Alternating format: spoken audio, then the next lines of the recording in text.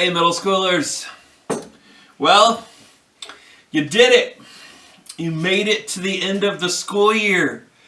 Congratulations. I'm so proud of each of you, and I'm bummed that I can't be there to celebrate with you in person.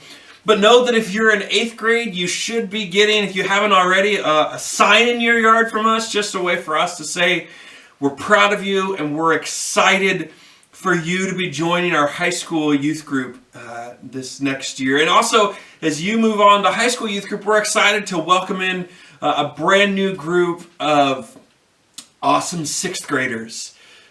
So congratulations on finishing another year. Now, I know that our original plan was to continue these weekly YouTube messages until like the end of May, which is like this week and then next week. So we're getting really close. But this message right here will actually be the last one. You see, I want to give us some time to pray and plan and create some in-person gatherings this summer. I know we usually take the summer off and youth group doesn't meet, but it's been such a weird year and I miss you guys so much that that's not going to be this summer.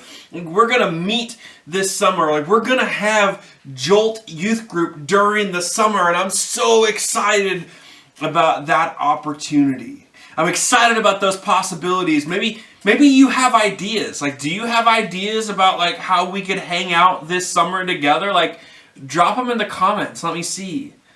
So as we wrap up these weekly teachings, I want to leave you with something that I've been considering a lot lately. I've been thinking lately about origin stories. And I don't know if it's because I've been home and so maybe my family's been watching more movies and I tend to be drawn to superhero kinds of movies, but I've been thinking about origin stories because all superheroes have origin stories, right? Where they come from or how they became a hero. Superman came from the planet Krypton and Batman's parents were killed, and so he becomes Batman as a way to avenge their death and protect others. And Spider-Man was bitten by a radioactive spider, and that gives him powers and abilities. Origin stories, all heroes have them. All heroes have origin stories, where they come from. And so as we wrap up these YouTube teachings, I'd like to leave you with a few thoughts on where we come from, on our origin story. So if you have a Bible, I want to invite you to turn to the book of Genesis, chapter 1, the very beginning of the Bible. If you don't have a Bible with you, pause the video and go get a Bible. I will be right here when you come back, as long as you did pause it. So I want to start in Genesis. I want to look at Genesis chapter 1, starting together in verse 26. Genesis chapter 1, starting in verse 26, says, "Then God said, 'Let us make man in our image, in our likeness, and let them rule over the fish of the sea and the birds of the air, over the livestock, over the earth, and over all the creatures that move along the ground.'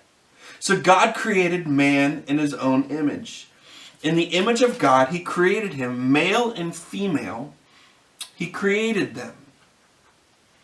So human beings are different. At the heart of our origin story is that human beings are different, that we were created unique. Unlike everything else that God created, unlike land and sea and galaxies and trees and starfish and hippos and ferrets, humans were made in the image of God. We resemble our Creator. Now the truth is that this is one of the most important and difficult lessons that you'll ever learn. And that is to embrace who you are as someone created in the image of God. Because really, if we're honest, for most of us, instead of spending our time trying to figure out who God made us to be, most of us tend to focus on the things that we dislike about ourselves. Or we focus on fitting in, or we focus on how to be what other people want us to be, instead of believing that we are made in the image of God and we are designed with a purpose. Instead, we focus on all the ways that we don't measure up. And I mean, the truth is that we're not perfect. Like, no one is perfect. But you are made in the image of God. You have value and worth that can't be taken away. You have unique characteristics that reflect God's image. Think about when you were younger. Do you remember when you would think about what you wanted to be when you grew up, when you were younger? I remember when I was younger, I wanted to be I wanted to be a superhero. Like that was my life's goal, was to be a superhero. But then I remember I wanted to be an artist. Like that was a season of my life. I wanted to be a veterinarian. That was a season of my. There are all these things that when I think about growing up, this is what I wanted to be. What about you? Like when you were a little kid, what did you want to be when you grew up? Or what about like right now? Like if I was to ask you right now, hey, what do you want to do when you're older? What do you hope like your future looks like? The truth is that what you love, what inspires you, like the problems that you look at and you're like, man, somebody should do something about that. Like the things that make you come alive or the things that like light you up inside, these things are part of how you were created. When you understand that the core of your identity is someone who's created in God's image, you'll learn to embrace who you are. Now here's the thing that's so crucial for you to understand. If we are created in the image of God, then the truth is that so is everyone else. Every human being is created in the image of God. Every person alive is valuable and loved because they are created in the image of their Creator. That's why Jesus, when you read the Bible, Jesus showed love and compassion and care to everyone he met, especially people who were hurting or oppressed or suffering. They're created in the image of God. So understanding our origin story, understanding that we're created in the image of God means that you love and accept who you are, even your imperfections. Because again, you are made in God's image.